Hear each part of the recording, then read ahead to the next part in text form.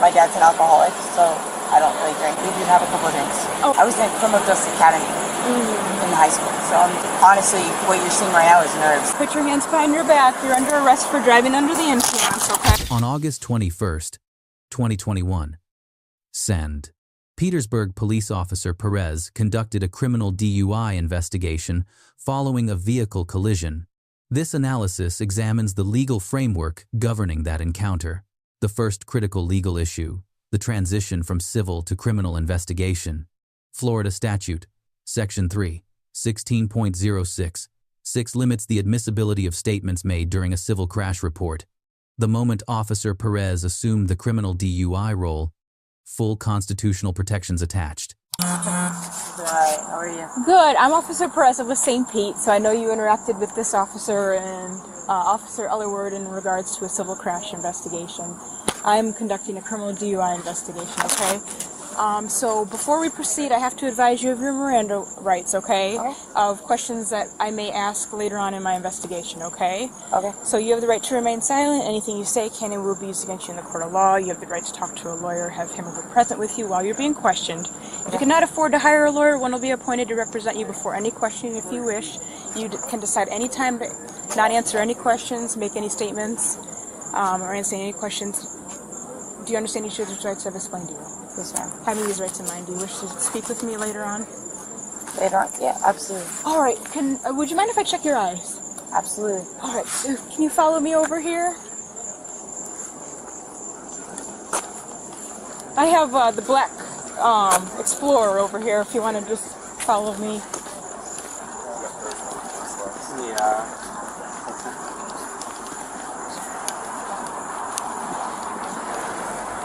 Right. So you're just going to stand in front of my grill here? And you're just going to turn around and face me. So we'll be face to face. If you can stand in front of my grill here. Yep. And turn around and face me. Yep. You're just going to stand in a relaxed position, okay? Your feet together like this, arms down at your side, okay? Do you suffer from any blindness? Or do you wear corrective lenses like contacts or glasses? No, ma'am. Okay. Do you see this blue light? What I'd like you to do is just look at the blue light with your eyes only. Don't move your head. I'm just going to make several passes in front of your field of vision. Okay. And I just want you to look directly at the light, okay? Okay.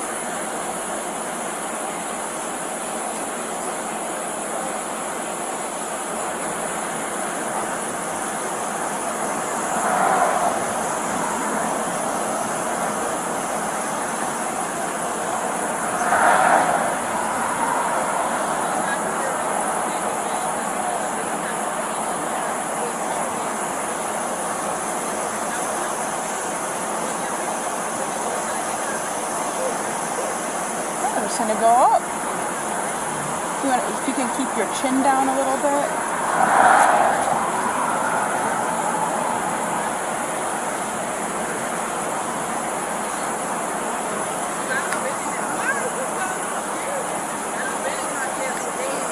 All right, perfect. So I don't have your driver's license, so I would just like to get some health and demographic information from you. Oh, I guess it's here. All right. 1993. Approximately how tall are you? 5'7". And approximately how much do you weigh? 125. Your natural hair color? Auburn. And what color would you say your eyes are? Hazel. Where were you born? St. Petersburg, Florida. Okay. Well, Honestly, a little bit of everything. I serve for a living, but I edit, I write, I'm a producer, editor, writer. Okay, so interesting. I sort of do, Very cool. I'm in school for engineering. Oh, nice. That's awesome. So is that your vehicle? Unfortunately. What year is it? 2018. Okay. And the make and model? Toyota RAV4 XLE. Okay. All right. I'm sorry? I'm just in the past right now, like, unfortunately, that's what my car is. Yeah. Do you feel sick or injured this evening? No, ma'am.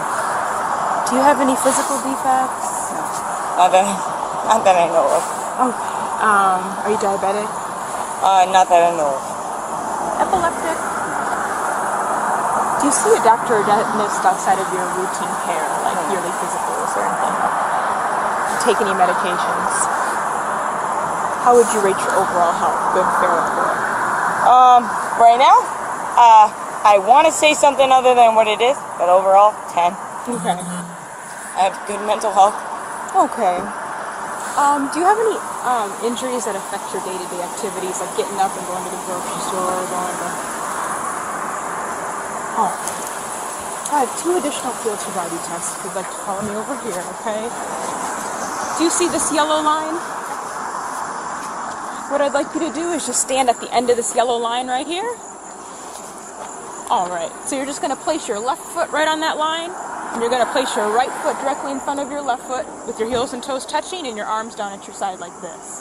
You're just going to remain in this position until I tell you to begin. Do you understand? Yes, ma'am. Once I tell you to begin, you're going to take 9 heel-to-toe steps forward. 1, 2, 3, and so on until you get to 9. Once you reach that 9th step, keep your front foot on the line, remove your back foot from the line to take a series of small steps to turn around, and immediately take 9 heel-to-toe steps back. 1, 2, 3, and so on until you get to 9. Once you reach that 9th step, simply step off the line. The test is complete. While you're doing this, there's a few things that I would like you to remember. I'd like you to look down at your feet, count each of your steps out loud, keep your arms down to your side, and once you start walking, don't stop. Do you have any questions? Do you understand? All right, you may begin. 1, 2, 3, 4.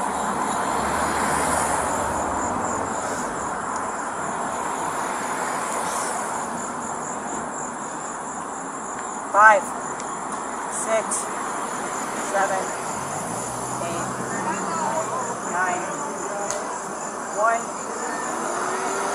2, 3, 13,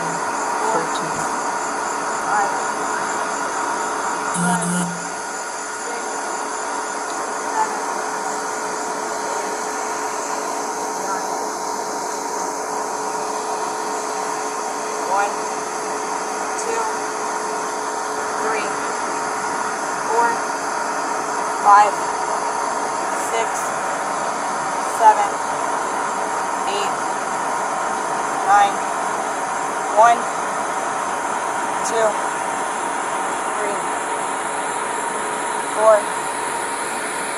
5, 6, 7, 8, 9, 1, 2, 3, 4, 5, 6,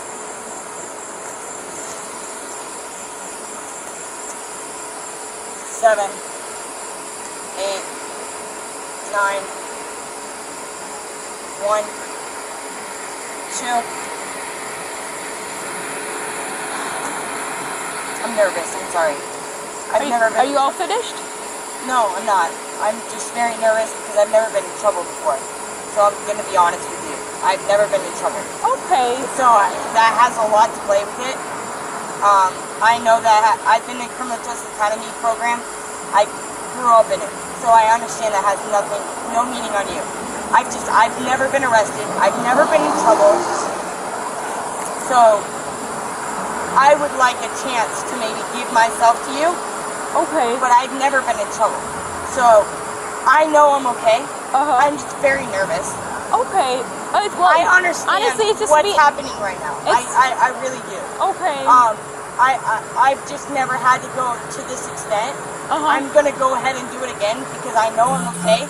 I'm just very nervous. Okay. Because I just bought that car, and everything that happened, I understand what's going on. Okay. I just want to go ahead and do this again. That's okay. Okay.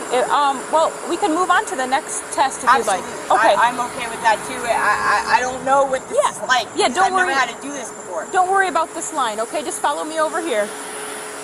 You're just going to stand and face me, okay? So this next test is the one-leg stand, okay? So you're just going to stand with your feet together like this, arms down at your side. You're just going to remain in this position until I tell you to begin. Once I tell you to begin, you're going to raise either foot, whichever one you feel most comfortable with, okay? It's going to be 6 inches off the ground. You're going to keep your foot parallel to the ground, your legs straight, arms down to your side, and you're going to look down at your foot. You're going to count out loud, 1001, 1002, 1003, and so on until I tell you to stop. If you happen to put your foot down like this, which I don't want you to do, simply raise that same foot back up and continue counting where you left off. 1004, 1005, 1006. There's a few things that I would like you to remember while you're doing this test, okay? I don't want you to hop, sway, or use your arms for balance. Do you have any questions? No, ma'am. Do you understand? Yes, ma'am.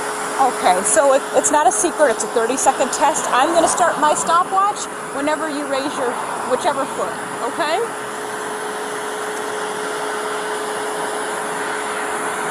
Remember to count out loud and look down at your foot. 2, 3, 4, 5, 6, 7, 8, 9, 10, 11. Oh, I don't want you to get hurt. You can continue. 12, 13, 14, 15, 16, 17, 18, 19, 20, 21. Stop. All right, you're good. All right, if you'd like to just follow me over here.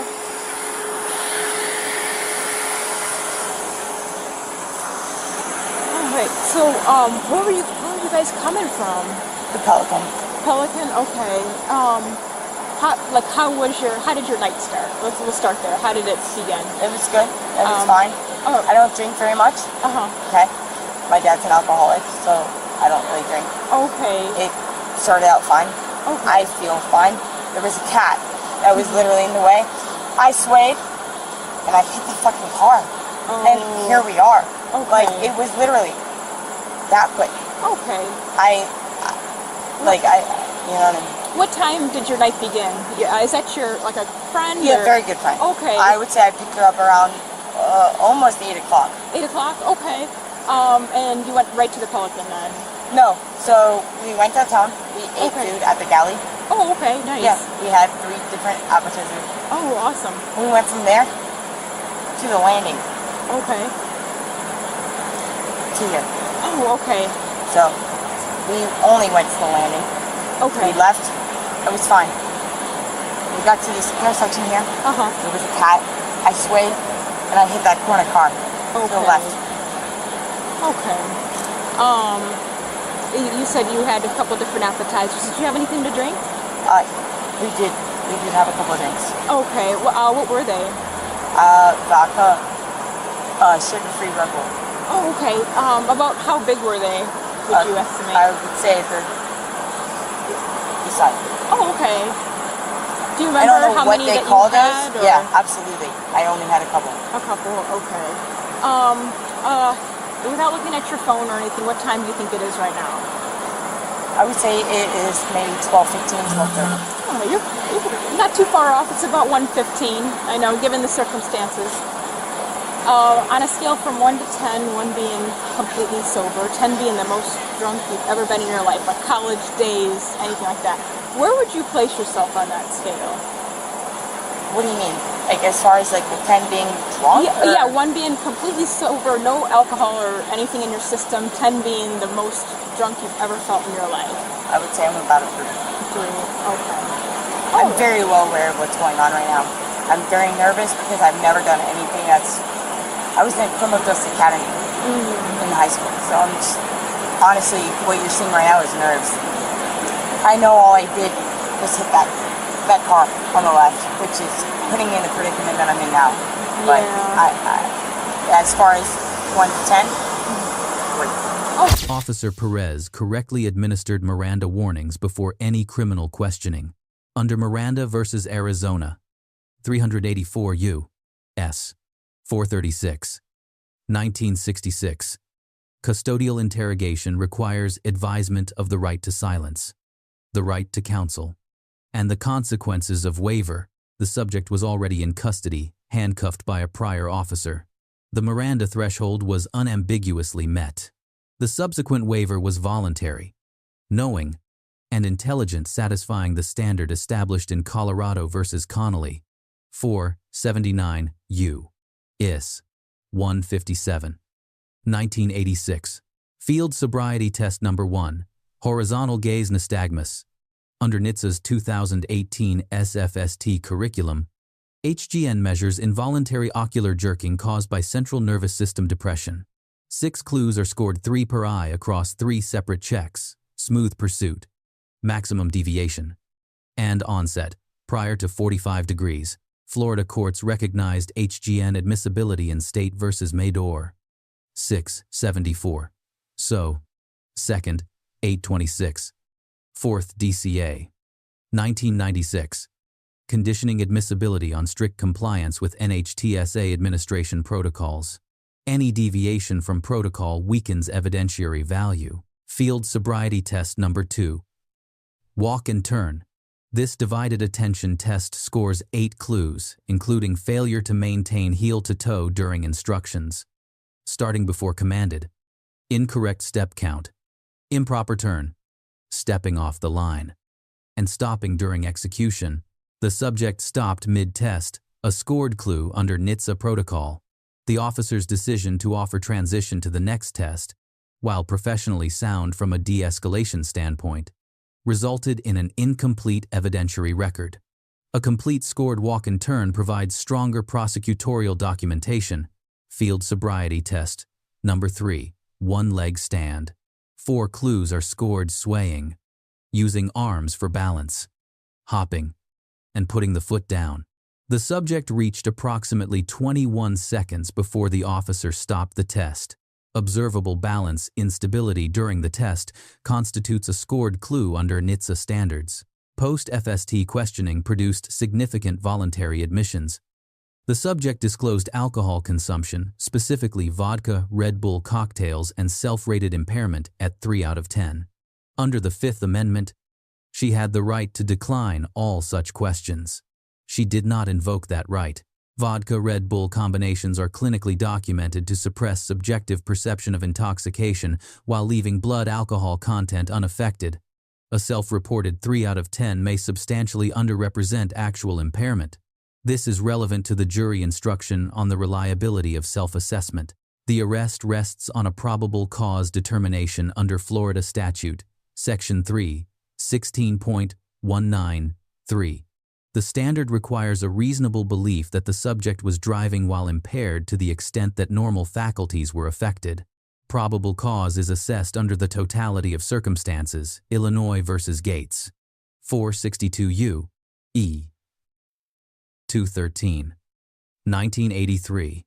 The totality here includes a collision with another vehicle, admission to alcohol consumption, performance indicators across 2 of 3 standardized field sobriety tests, and the subject's own acknowledgement of impairment. Individually, each factor may be insufficient. Collectively, they satisfy the probable cause threshold. The arrest is further authorized under Florida Statute Section 901.15, permitting warrantless arrest where the offense was committed in the officer's presence or where probable cause exists for a felony. A DUI following a collision with property damage may elevate to a third-degree felony under Section 3, 16.193. Subsection 2, Florida's implied consent law. Section 3, 16.1932, requires drivers to submit to breath, blood, or urine testing upon lawful DUI arrest. Refusal carries an automatic 1-year license suspension for a first offense and constitutes admissible evidence of consciousness of guilt under Florida case law. The use of force during arrest was minimal and proportionate. Officer Perez applied only the restraint necessary to secure a cooperative, non-resistant subject. This satisfies the objective reasonableness standard under Graham v. Connor, 490 U.S. 386, 1989. Okay. All right. What I'd like you to do is just look at the blinking light on my dash for me, okay? Put your hands behind your back. You're under arrest for driving under the influence, okay?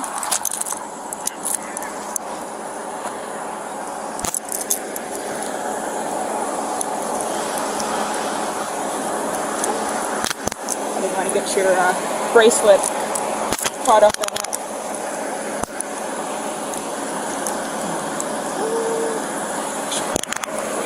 Yep.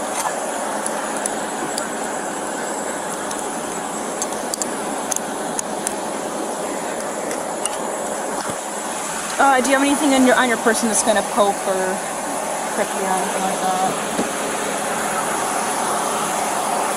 Anything in your bra?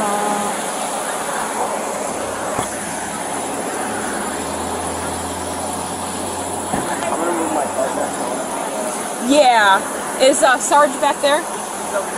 Okay. Just go walk that way, please.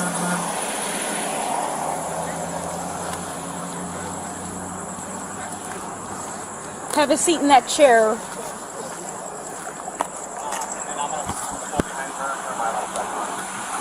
That way we're on. Officer Perez receives a grade of A-. Miranda advisement was timely, complete, and legally proper. HGN and one-leg stand were administered consistent with NHTSA protocols. The arrest decision reflects sound probable cause reasoning, supported by Florida statute and case law. The deduction stems from one procedural gap: the walk-and-turn test was not completed. Allowing the subject to disengage mid-test reduced the evidentiary completeness of the FST record. A documented incomplete test is legally defensible, but a fully scored test is always the stronger evidentiary foundation. The subject receives a grade of B+, full cooperation throughout the encounter, no physical resistance, and voluntary FST participation reflect commendable conduct. These factors reduce escalation risk and reflect well on the subject in any subsequent proceeding. The deduction reflects legally consequential decisions. Post Miranda, the subject voluntarily disclosed alcohol consumption, estimated her own impairment, and provided a detailed account of her evening. Each statement became part of the probable cause record. The Fifth Amendment right to silence existed precisely to protect against this outcome, and it was not invoked. Lessons from this encounter. First, the right to remain silent is not an admission of guilt. It is a constitutional protection designed for exactly this situation. Invoking it does not prevent testing. It limits prosecutorial use of voluntary statements. Cooperation and silence are not mutually exclusive. Second, for law enforcement, incomplete field sobriety tests create evidentiary gaps that defense counsel will exploit. When a subject disengages voluntarily, note it explicitly in the arrest report. Document what was observed before the interruption. The scoring record must be preserved regardless of whether the test was completed. Third, for both parties, the civil to criminal investigation transition is a legal inflection point that changes the constitutional landscape entirely. Officers must recognize it clearly. Citizens must understand that once this threshold is crossed, every voluntary statement is evidence. Let us know if there is an interaction or legal topic that you would like us to discuss in the comments below. Thank you for watching. And don't forget to check out our second channel, Street Bodycam, for even more police interaction and courtroom content.